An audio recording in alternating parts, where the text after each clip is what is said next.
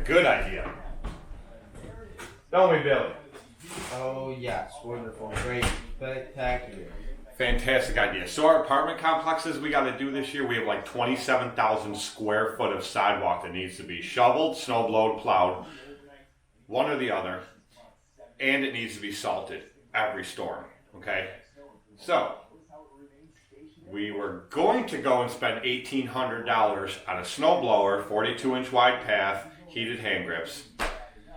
That's a lot of sidewalk to be going behind a self-propelled snowblower, so you're not really pushing it, but a lot of sidewalk, a lot slower.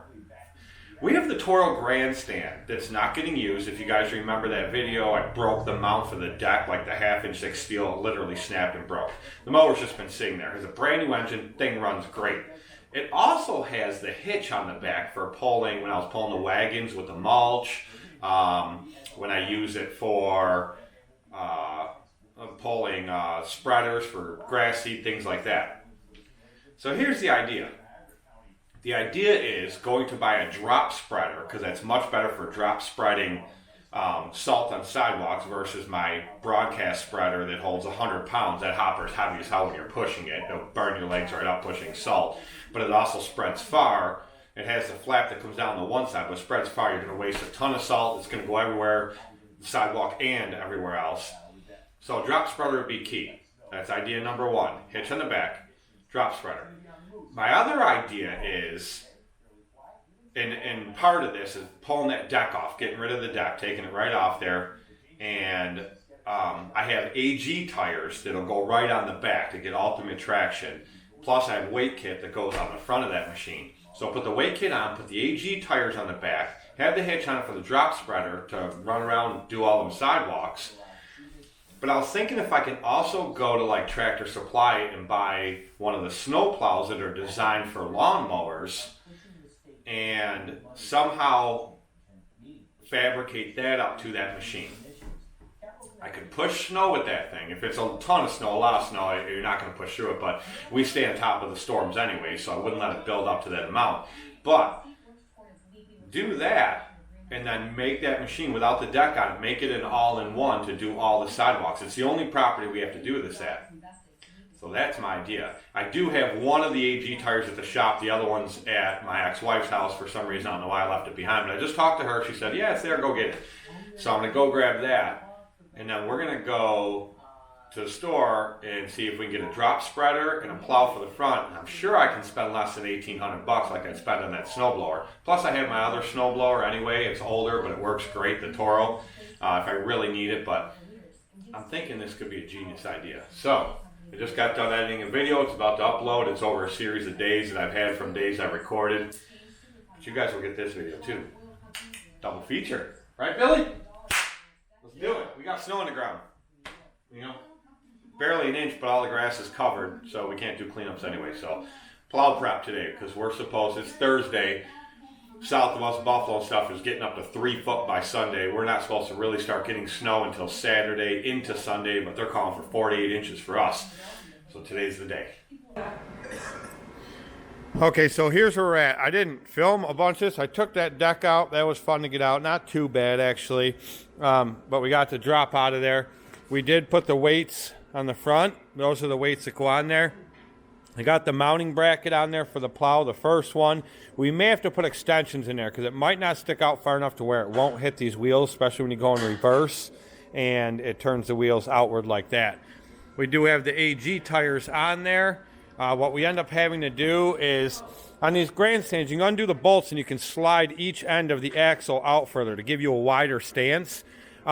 What I had to do is, that's how I had them. So what I had to do is unbolt them and slide the axles back in. And then I had to put wheel spacers in there because this style rim that these wheels are on, they were scraping on the hubs and the mower wouldn't even move. So I brought them back in and I put the wheel spacers in and now they ride fine. The reason I didn't leave them out is because then the stance of the mower would be so friggin' wide, you'd be plowing the sidewalk and the wheels would be riding in the grass in the areas you're not plowed yet. So I wanted to bring them back in, but that's where we're at right now with it. I will bring you guys back, of course, as we go along, but we got Billy and Big Mike over here assembling this plow, and then we will put it up to the machine and see how it sits. Okay, now keep in mind, we got a wiring mess over here. I got to reroute that, figured out. I just have the controller and everything zip tied out of the way right now, just so we can make sure this will work. But that's how it is right there. It has a spring right here. You pull the spring up and it pulls out of the groove, so you can angle the plow left, right, or straight. Has the tension spring there, so if you hit anything hard, it'll let the blade fold over. It kicks under just like a regular snow plow. We did put the shoes on it so that the blade won't fall into any cracks if you're pushing straight, but it does have the weight kit. We mounted the winch right there. I was going to mount it up there, but I didn't feel like making any more brackets. I did have to use 4-inch channel, and I brought it out. I could have used something smaller, but I wanted the strength of that. So I had to do that because, one, the plow had to be out further, because when you go in reverse and the caster wheels spin around, they would hit the blade. So I needed it out further, but then I also needed the whole mount of the plow lower, because mounted up there that high, it put the plow almost flat out. So it was at the wrong pitch to actually plow any snow. We got the AG tires on it. The deck is off. The hitch is sitting right up over there. You guys have seen how we used the hitch before for the mulch carts that we have back over there, and the spreaders and everything else. So we'll have that on there with the broadcast spreader. It holds 100 pounds to spread salt. And just controller right here, up and down. Up, that fast. Down, that fast. Nice, quick, and easy. So I might end up putting an eyelet in right up here and then hooking the winch cable to that instead of around that bolt. It's so lightweight, it doesn't matter anyway. It's a 2,000-pound winch, and the blade's like 150 pounds, 200 maybe. So super easy, but that sucker should have no problem pushing snow and clearing sidewalks. It looks ridiculous, I think. It looks mean, but yeah, definitely something I'm going to have to do is somehow do a mount for this engine, because the engine goes up and down with the deck, and even though it's secured in 2 points in the back, it also bolts to the deck from a mount that's right in the center. One little bolt bolts to the deck, but these hangers here bolt to the deck as well. So that kind of supports it. So I can actually grab this engine and lift it up.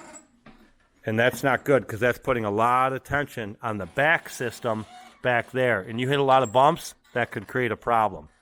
So I'm somehow going to have to support that better, embrace it, because I don't like that at all. But other than that, I think she's a champ. And Billy's over here messing with his new four-wheeler. As you guys know, we have our collection of dirt bikes all over the place. Noah's four-wheeler back there.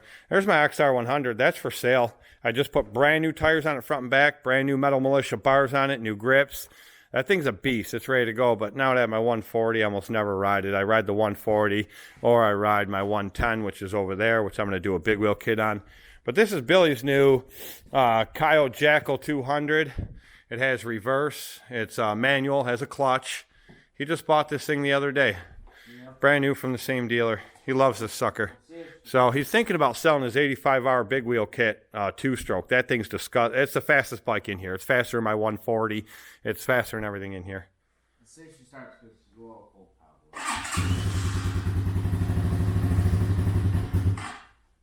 Oh, she's cold. It's hotter than hell in here, though. We had regular heating system going all day long, and we had the turbo heater going. So it's actually hotter than hell in here. And here's one of my babies. I don't know if you guys have ever seen this. This is my fun little chopper toy. I ride this thing all over the place, but it needs some work. And but I ride it all over the way it is now. It definitely needs some work, though. I will do that over the winter. One more thing to mess with. All right, Billy. You ready to go home? Check out this idle screw that I just pulled out a little bit there. You ready to go home? We've been here all day. Big Mike was here most of the day helping us, giving us moral support, helped Billy put the plow together. But I'm going to put some plow markers on that thing. I think I probably have a set laying over there somewhere. Who knows? I have a set of everything. But, yeah, I'm going to go home, eat some dinner, relax for the night.